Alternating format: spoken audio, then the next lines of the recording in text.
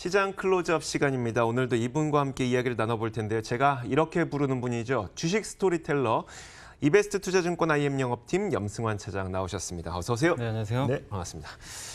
저의 명명이 좀 마음에 드시나요? 네, 너무 좋습니다. 감정이 안 느껴지죠. 좋습니다. 오늘 어떤 이야기를 좀 해볼 거냐면 요즘에 뭐 2차 전지 관련주 그리고 5G 관련주가 좋다는 건 알겠으나 너무 많이 오른 탓에 내가 들어가기엔 좀 뒤늦은 것 같고 미중 무역 분쟁이 계속 심화되고 있긴 하나 또 증시가 올라가고 있긴 하니까 주식은 또 사야 될 것 같고 과연 도대체 그러면 무엇을 사야 되는 거야? 라는 고민을 하고 계시는 분들을 위해서 이 미중 무역 분쟁에서 그래도 좀 이익을 얻을 수 있을 만한 종목들을 공개하는 시간을 가져보도록 하겠습니다. 자, 일단 그 큰 그림부터 이야기를 나눠볼게요. 워낙 미국이 각각의 국가를 공격하면서 무역 분쟁을 확산시키다 보니까 네. 우리나라는 거기서 좀 피해간 상황이잖아요. 그래서 네. 한국이 수혜가 될 것 같다는 이야기를 하시는 분들이 있는데 이거 네. 진짜일까요? 한국이 사실은 이게 전체적인 이제 글로벌 교육 규모가 줄고 막 이러니까 불확실성이 있어서 중간재 같은 거 있잖아요. 뭐 화학이나 철강 같은 건 사실은 안 좋을 수는 있는데 네네.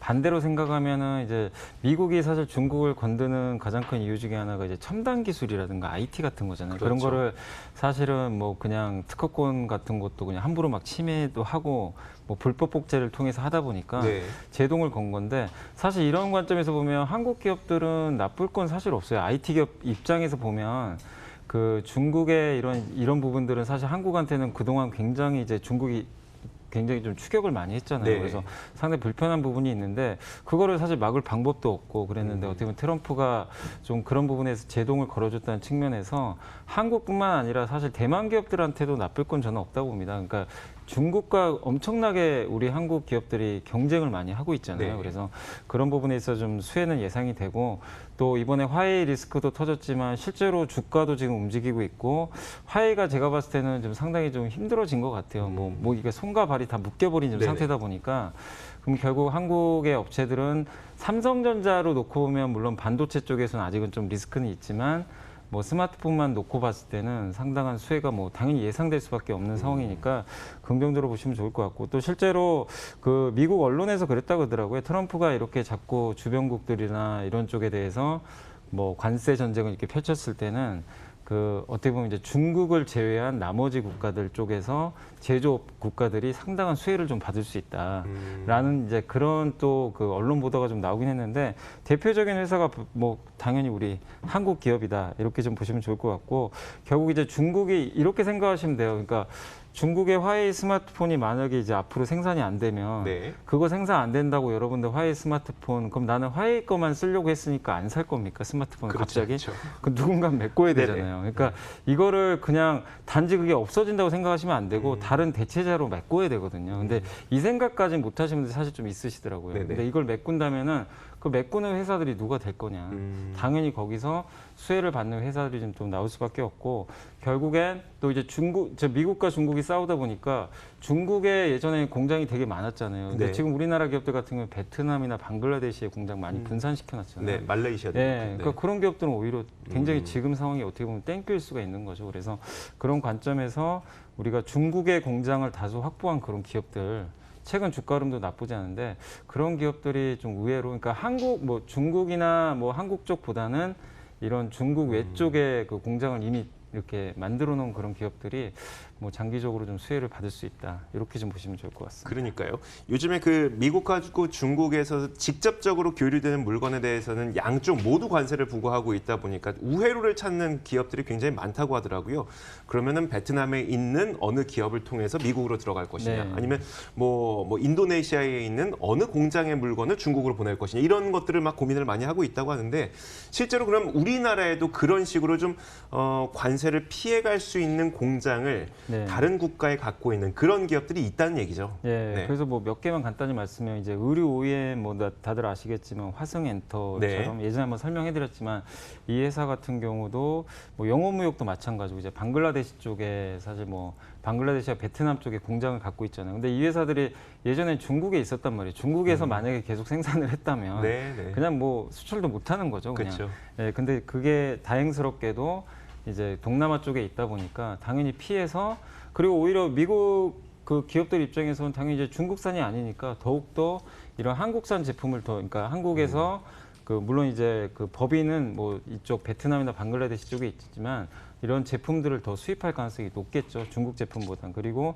스마트폰 쪽에서 요즘에 갑자기 LG전자 주가 잘 나가는 거 아시죠? 네네. 저번에 한번 언급을 해드렸는데 맞아요. 많은 분들이 LG전자는 그냥 이렇게 무시하시는 분들이 있는데 LG전자도 나름 경쟁력이 있습니다. 스마트폰에서. 그래서 최근 주가 당연히 그런 거고 또 동훈 아나텍하고 알루코라는 기업은 베트남에 실제로 그쪽 그 삼성전자에 들어간 스마트폰 부품 그 공장을 좀 가지고 있어요. 네. 그래서 이런 기업들 잘 알려지진 않았는데 이쪽 섹터도 보시고 좀 뜬금없이 CS 윈드도 좀 있는데 이건 해상풍력 무슨- 네. 관련주인데 사실 중국 회사들도 이쪽에 좀 경쟁력들이 있거든요. 근데 아무래도 중국에서 직접 그 사업을 하는 그 중국 업체들보다는 미국이나 캐나다 지금 유럽 쪽하고 지금 경쟁을 하는데 당연히 트럼프가 이런 식으로 나오면 CS 윈드는 이제 풍력 타워를 만드는데 대만이라든가 뭐 여러 가지 그 이쪽 뭐 베트남이라든가 또 일부 인도라든가 이런 쪽에 굉장히 다양한 공장들을 갖고 있는데 거기서 생산을 지금 하고 있기 때문에 그런 부분에 있어서 중국 업체들보다 당연히 유럽이나 캐나다나 미국 쪽에 수출하기가 굉장히 용이해지는 네, 거죠. 네.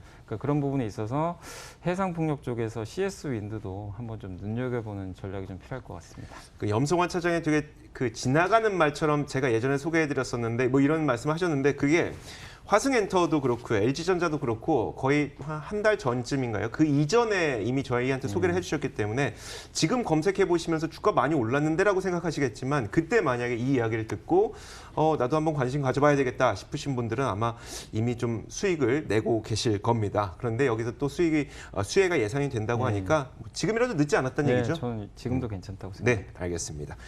자, 또 한 가지 이야기를 한번 해보도록 하겠습니다. 7월 1일부터 우리의 삶이 좀 저는 안 달라집니다만.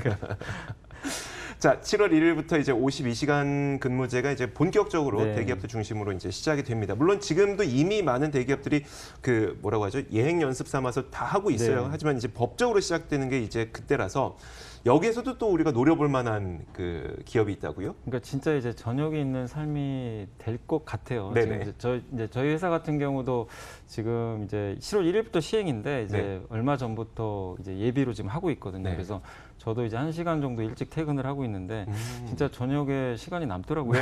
그래서 뭘 해야 되나 저도 고민 좀 하고 있는데 네. 막 이런 고민들 많이 하실 거예요. 근데 실제로 지금 여가 시간이 진짜 그 2016년도에 평일 여가 시간이 한 3.1시간에서 3.5시간으로 지금 증가하고 있다고 하고요.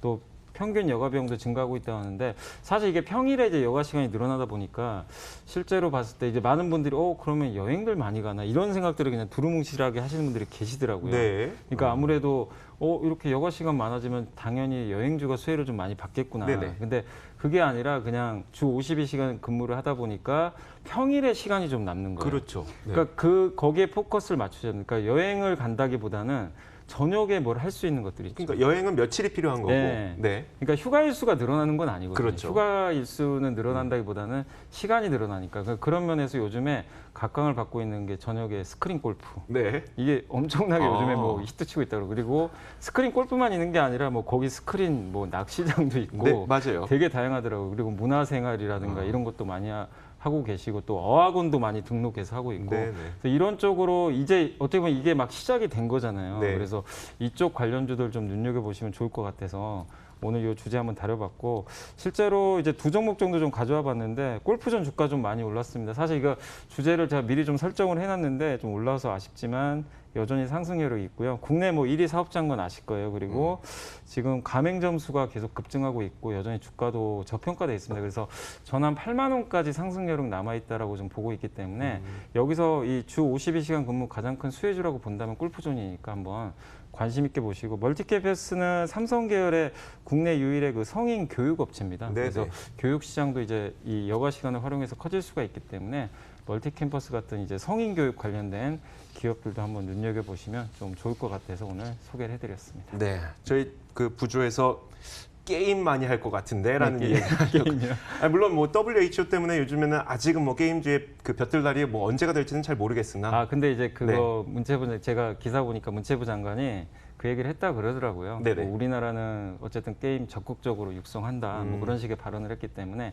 WHO랑은 좀 관계없이 뭐 우려하지 말자 그런 얘기는 했기 때문에 게임주 투자하신 분들 너무 우려할 필요는 네. 없는 것 같습니다. 근데 주 52시간 때문에 꼭 게임이 성장한다? 그거는 크게 상관관계는 없는 것 같습니다. 알겠습니다. 어쨌든 뭐 그 52시간 되면서 가족들하고 시간 보내라 네. 그랬더니 골프 치러 다니신다고 하고 알겠습니다. 자, 마지막으로 좀 정리를 해보도록 하죠. 주말 사이에 우리가 좀 미리 알고 있어야 될 일정하고요. 사실 그 멕시코산 관세 부과 일정도 10일에 있기 때문에 이런 것들 좀 정리해 주시죠. 네, 그러니까 10일 날 있는데 지금 나온 뉴스로는 오늘 뭐 기아차 올라가는 것도 보셔서 아시겠지만 연기될 것 같아요. 지금 네네. 분위기가. 그러니까 언제 또 할지 모르지만 일단 연기가 될지 한번 10일 날 한번 좀 눈여겨보시고 13일 날 선물 옵션 동시만기인데 그때 코스피 200하고 코스닥 150 종목 총 350개 종목이 있잖아요. 근데 네네. 그중에 일부 종목들이 편입되고 편출이 되거든요. 그러면 당연히 종가의 그 기업들은 물량 충격이 나올 수가 있기 때문에 관련된 기업들 그 이번에 편출 편입되는 종목들 좀 잘 살피셔가지고 종가의 좀 충격은 좀 그 피하시는 전략이 좀 필요할 것 같고요.